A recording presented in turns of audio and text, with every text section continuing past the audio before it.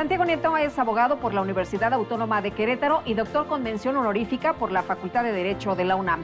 Es especialista en el combate a la corrupción y procuración de justicia. Por 18 años profesor de posgrado en la máxima casa de estudios. Hoy estaremos platicando sobre su trabajo y su trayectoria aquí en Ruta ADN 40.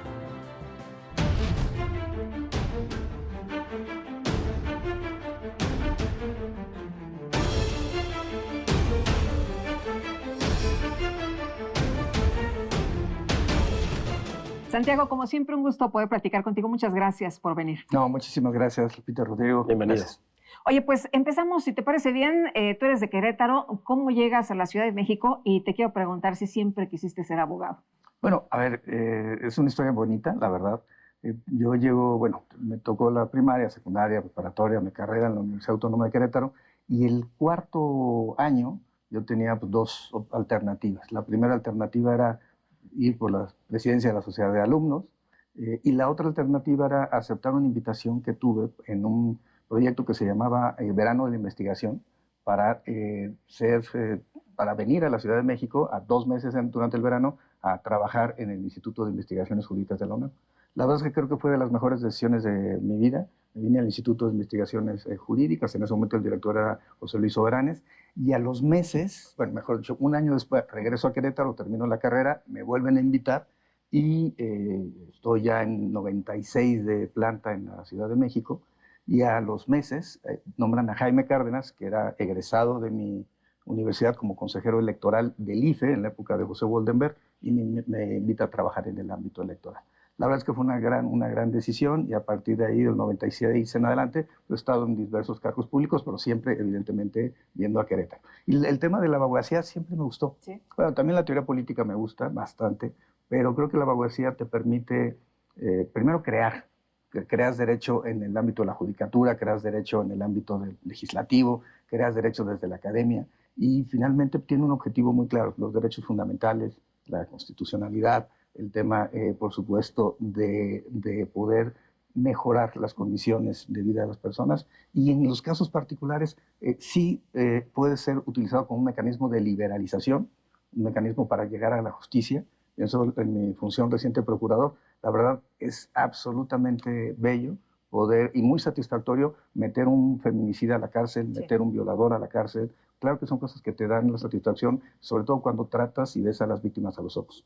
Santiago, abogado, servidor público, y hablas de la justicia, es algo inherente a tu personalidad. Yo recuerdo ya más de 15 años escuchando hablar de Santiago Nieto en la vía electoral, en la FEPADE de la PGR, y después, bueno, en la UIF, Santiago Nieto, el que declaraba cosas pues, muy interesantes y muy fuertes, sin importar quién estuviera del otro lado de la declaración. La verdad es que sí, han sido etapas muy bonitas. FEPADE, para quienes hemos estado, como yo, en la función de la Procuración de Justicia, es una etapa fantástica.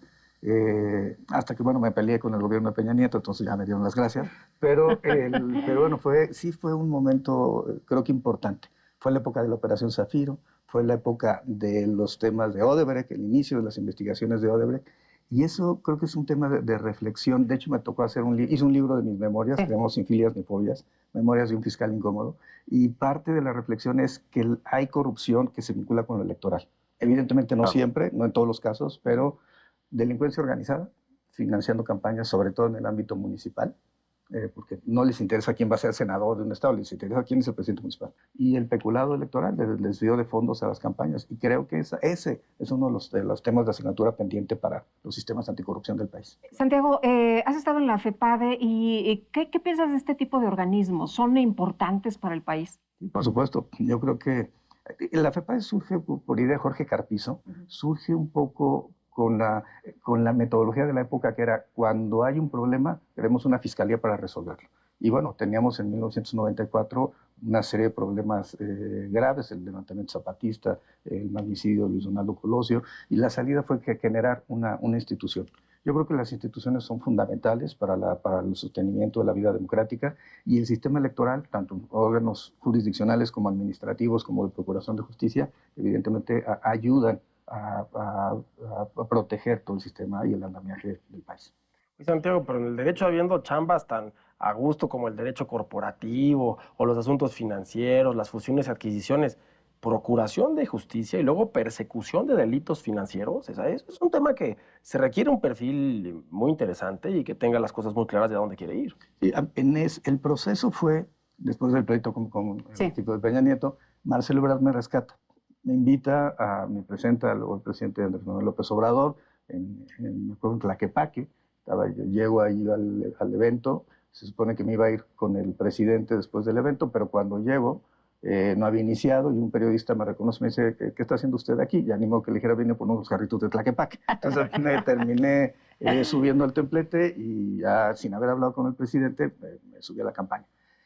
Y el presidente, cuando lo acompañé al aeropuerto, me preguntó respecto a Odebrecht. Y un poco la investigación de delitos de financiamiento ilícito a la campaña es un delito equiparable, no solamente en penalidad, en modalidades, con el lavado de dinero.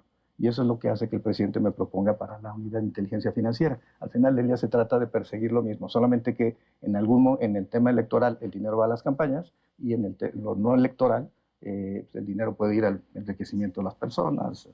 Oye, ¿cómo te haces especialista en temas de combate a la corrupción? Yo creo, a ver, tuve la fortuna también de trabajar en la Contraloría Mayor de Hacienda en algún momento de la Asamblea Legislativa. Porque llegar a la OIF no es así como que cualquiera puede llegar y entenderle al... Sí, yo creo ¿no? que por el desarrollo profesional. O sea, en varias ocasiones me han tocado los temas de combate a la corrupción, desde revisión de cuentas públicas, de temas de delitos relacionados con financiamiento ilícito de las campañas, y bueno, finalmente los temas de lavado de dinero, que es un mundo apasionante, financiamiento al terrorismo y combate a la proliferación de armas de destrucción masiva, que realmente es un mundo fascinante. Y Santiago, te tocó también en los distintos gobiernos donde trabajaste querer hacer tu trabajo, querer procurar justicia y de repente encontrarte con topes muy grandes. Debe ser también frustrante. Sí, el tema, yo creo que es un tema de revisión de nuestros diseños institucionales. Pero efectivamente la unidad de inteligencia financiera lo único que podía hacer era denunciar, bueno, congelar cuentas, por supuesto, dar vistas a autoridades administrativas, pero la investigación le corresponde al Ministerio Público, a la Fiscalía, o a las fiscalías, porque también hay delitos de lavado de dinero en el ámbito local. Y por eso mi regreso a la Procuración de Justicia en la Procuraduría de Hidalgo pues me dio mucho gusto, mucha satisfacción, porque te permite ya ejercer la acción penal, claro. Ya te permite además sostener los asuntos frente a los jueces, como claro. Cualquier democracia, y puedes dar un resultado diferente. Lo que se espera de una Procuraduría es distinto a lo que se espera de una unidad financiera. Pero bueno, la verdad es que han sido pues, experiencias de vida fantásticas. Sí. Oye, en la UIF cuando pues encontrabas algo así muy, muy fuerte, muy importante, ¿qué pensabas? O sea, ¿esto va a sacudir al país? ¿Esto va a tener una gran repercusión, pero también voy a tener un gran resultado? Sí, la idea era primero presentárselo al presidente. O sea, no perseguir a nadie. Sí, a ver, a nadie que no se lo mereciera. Ajá. Ese también era el tema. Tenemos hay un modelo de riesgo sí. en la UIF, es matemático, es axiológicamente neutral. Depende de lo que te salga en el modelo de riesgo, puede haber un caso o no puede haber nada. Y los asuntos se veían en el gabinete de judicialización, se veían en el gabinete de seguridad y ya se tomaban decisiones. Al final se presentaban las denuncias y la Fiscalía le dio seguimiento a muchas, muy importantes. Yo debo reconocer el trabajo de la Fiscalía General de la República en Odebrecht, por ejemplo, en el caso de Lozoya. Pensaría también en los asuntos que tuvieron que ver con el financiamiento a grupos delictivos. Operación Agave Azul fue un operativo que hicimos con la DEA para congelamiento de cuentas del Cártel Jalisco, o con Omar García Harfuch y la doctora Sheinbaum. La verdad es que trabajamos muchos temas contra el Cártel Unión Tepito, Anti-Unión Tepito, el Cártel de Tláhuac, y 14 grupos delictivos que operaban en la Ciudad de México y que creo que se ve en la estadística pues, la disminución importante de la incidencia delictiva de estos grupos. Claro, sabemos que en México el gran cáncer es la impunidad. La impunidad es el gran enemigo de la justicia. Y pues sí, hemos escuchado muchos años a lo largo de la vida de nuestro país el combate a la corrupción, los esfuerzos que se hacen, pero al final pues, hay que seguir el dinero, ¿no? O sea, si hay corrupción, hay dinero. Y precisamente fue lo que tú quisiste atacar. Decir, a ver, ¿cuáles son las fuentes de financiamiento y cómo vamos a poder evitar que este dinero llegue en las manos equivocadas? Sí, a ver, creo que el tema, pienso en lo que hizo García Luna y Felipe Calderón, la guerra contra el narcotráfico, pero nunca se metieron al tema financiero.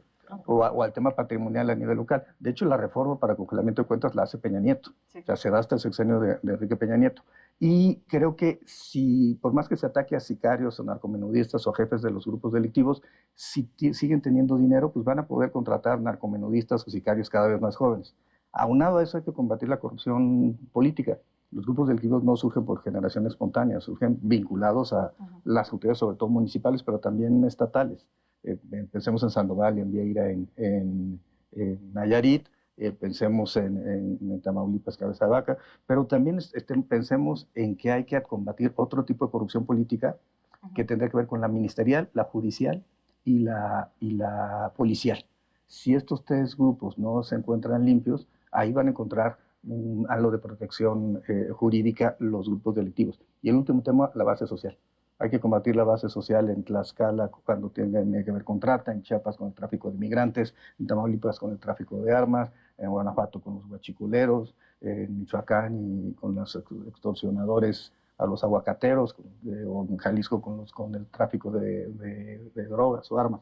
Creo que el enfoque tiene que ser en estos 5 vías para dar mejores resultados. Sí. Oye, ¿te metes a la política por casualidad? ¿Llegas así a la política o todo surge después de que sales de la FEPADE?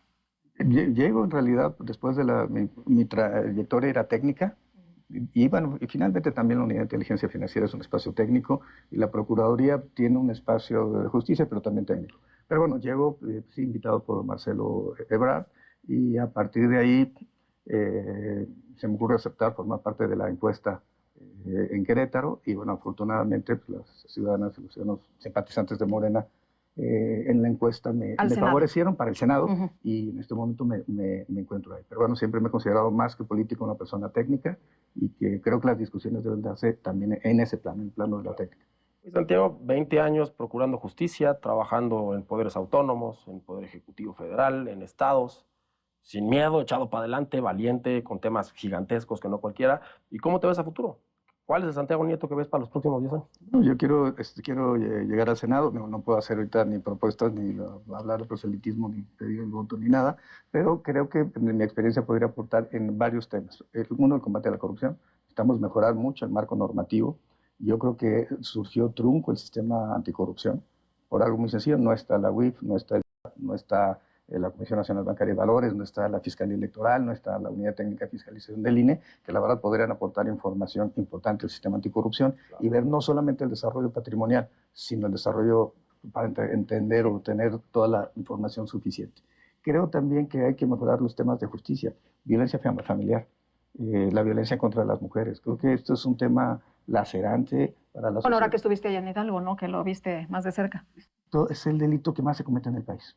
Y la estructura, aunque pueda ser no popular lo que voy a decir, la estructura de cómo está tratado legislativamente el tipo no ayuda, porque no puede haber mecanismos alternos y porque no puede haber procedimiento abreviado.